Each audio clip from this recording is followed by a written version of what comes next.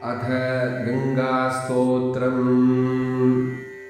देवी सुरेश्वरि भगवति गङ्गे त्रिभुवनतारिणि तरलतरङ्गे शङ्करमौळिविहारिणि विमले मम मतिरस्तां तव पदकमले। भागीरथि सुखदायिनि मातस्तव जलमहिमा निगमे ख्यातः नाहं जाने तव महिमानं पाहि कृपामयि मामज्ञानम्। हरिपदपाद्यतरङ्गिणि गङ्गे हिमविधुमुक्ता धवलतरङ्गे दूरीकुरु मम दुष्कृतिभारं कुरु कृपया भवसागरपारम्।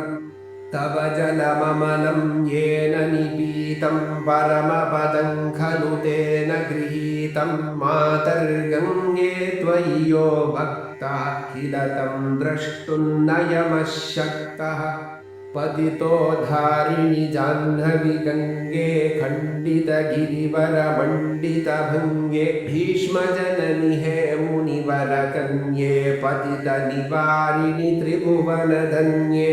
कल्पलतामिव फलदां लोके प्रणमति यस्त्वां न पतति शोके। पारावारविहारिणि गङ्गे विमुखयुवति कृततरलापाङ्गे। तव चेन्मातः स्रोतस्नातः पुनरपि जठरे सोऽपि न जातः। नरकनिवारिणि जाह्नवी गङ्गे कलुषविनाशिनि महिमोत्तुङ्गे। पुनरसदङ्गे पुण्यतरङ्गे जय जय जाह्नवी करुणापाङ्गे। इन्द्रमुकुटमणिराजितचरणे सुखदे शुभदे भृत्यशरण्ये।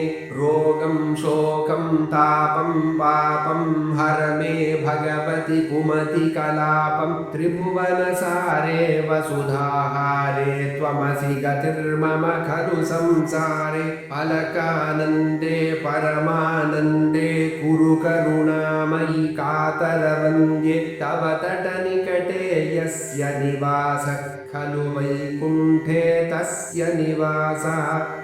वरमिह नीरे कमठो मीनः किं वा तीरे शरटः क्षीणः। अथवा श्वपचो मलिनो दीनस्तवनै दूरे नृपति कुलीनः। भो भुवनेश्वरि पुण्ये धन्ये देवि द्रवमयि मुनिवरकन्ये। गङ्गास्तवमिममलं नित्यं पठति नरो यस जयति सत्यम्। येषां हृदये गङ्गा भक्तिस्तेषां भवति सदा सुखमुक्तिः। मधुराकान्ता पञ्चटिकाभिः परमानन्दकलितललिताभिः। गङ्गास्तोत्रमिदं भवसारं वाञ्छितफलदं विमलं सारं। शङ्करसेवक शङ्कररचितं पठति सुखी तव इति च समाप्तम्। ॐ